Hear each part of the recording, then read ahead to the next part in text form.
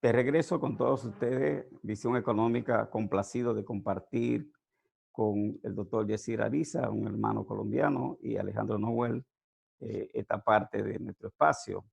Le estaba planteando a Yesir el escenario geopolítico internacional y le quiero agregar a la pregunta que le hice en el anterior set, lo que tiene que ver con este triángulo China, Estados Unidos, India y Rusia, pero también está el escenario de que en vez de haber una mesa para juntar los esfuerzos de la cooperación internacional del G7 y el G20, es al revés, lo que está viéndose una actitud de aislamiento entre ellos, como si hubiese una actitud de que me repele el amigo o el que comparte conmigo este escenario internacional.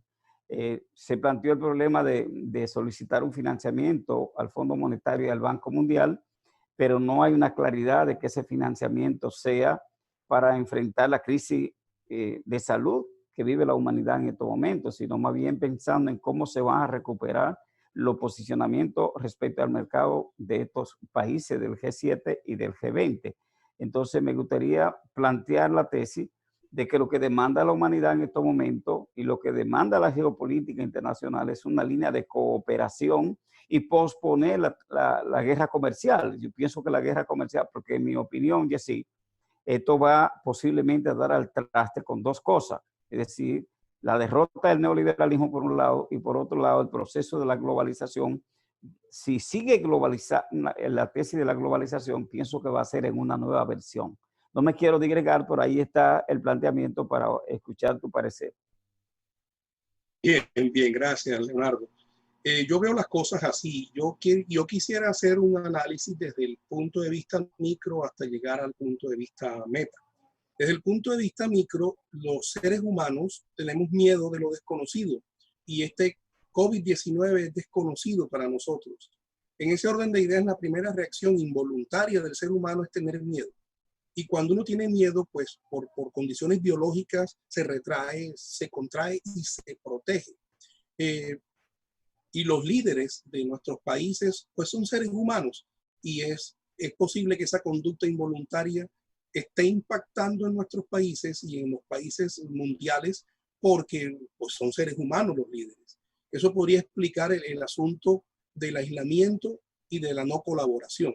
Desde el punto de vista macro, el país, si analizamos el país como una sola cosa, entonces se percibe que la economía trata de protegerse a sí misma cerrándose al mundo, impidiendo que el mundo entre, impidiendo que yo salga hacia el mundo. Subiendo de nivel al nivel meta, estamos viendo que las regiones están no colaborando entre sí, es decir, las tres Américas están solas, cada una por su lado. Hablemos de Europa, que la Unión Europea se está desquebrajando porque entre ellos, a pesar de que son un bloque económico unido, no están trabajando en conjunto. El triángulo que tú propones entre China, Estados Unidos y la creciente India es un triángulo teórico y válido, pero desde el punto de vista práctico entre ellos son una competencia abismal y encarnizada. Ahora, la cuarta pata o el cuarto punto que tú pones para que se vuelva cuadrado con Rusia, pues fíjate que el problema con Rusia no es de economía, sino más bien de política. El G7 reúne a los países más desarrollados que deberían tener la tranquilidad y la calma para empezar a pensar cómo combatir la pandemia. No tienen ninguna de las dos, ni tranquilidad ni calma, porque su sistema de representaciones está orientado al neoliberalismo. Ese sistema de producción derivado del capitalismo tradicional que ha comprobado durante los últimos 70 años que la superexplotación está acabando con el planeta. Hay estudios que indican que necesitaríamos 5 planetas para seguir viviendo al ritmo que estamos viviendo, pero solo tenemos uno. Entonces ellos están tan comprometidos con su sistema de representaciones que no ven otro. Eso yo creo que podría ser la teoría que podría explicar el comportamiento que se percibe como de aislarse, de no colaborarse entre sí. Por supuesto que hay que cerrar las fronteras físicas para que no se propague el virus, pero eso no quiere decir que se cierren las fronteras económicas y que eso no quiere decir que se cierren las fronteras de forma definitiva en todos los sentidos. Alejandro hace un momento mencionaba los protocolos de seguridad que hay que tener para no contagiarse. Esos protocolos se pueden extrapolar a cualquier nivel.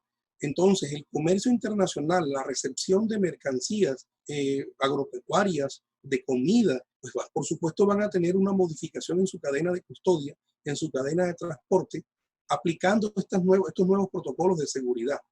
Ahora, respecto al punto de globalización, Jason Inch hace unos años viene trabajando ese punto.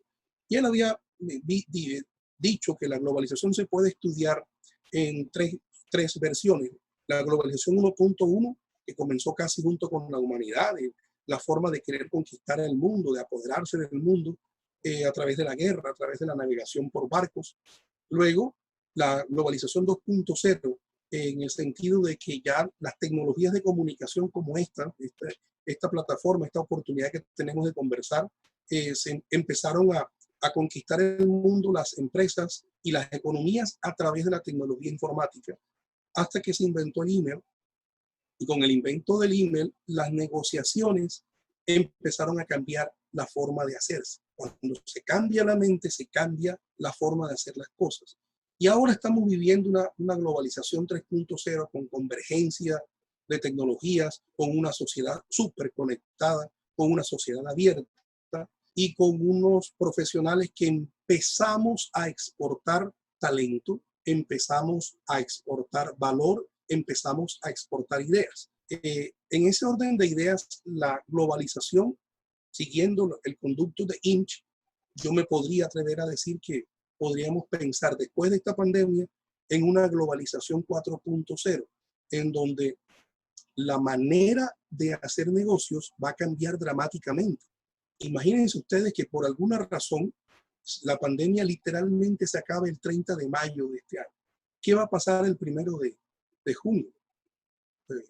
Nada, es decir, la gente no se va a volcar a los estadios, la gente no se va a volcar a los aeropuertos, las empresas de aviación no van a tener ese ritmo desbordante de transporte.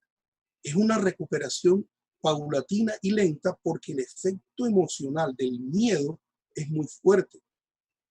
Y sobre el punto que tocas de la orientación de los fondos del Banco Mundial y del Fondo Monetario Internacional para la recuperación, bueno, Leonardo y Alejandro, sabemos que desde la creación del Fondo Monetario, desde la creación del Banco Mundial, ellos están orientados a entregar fondos a los países para recuperar el sistema económico que ellos defienden. Y en este momento la recuperación no debería ser, la primera instancia no debería ser la económica.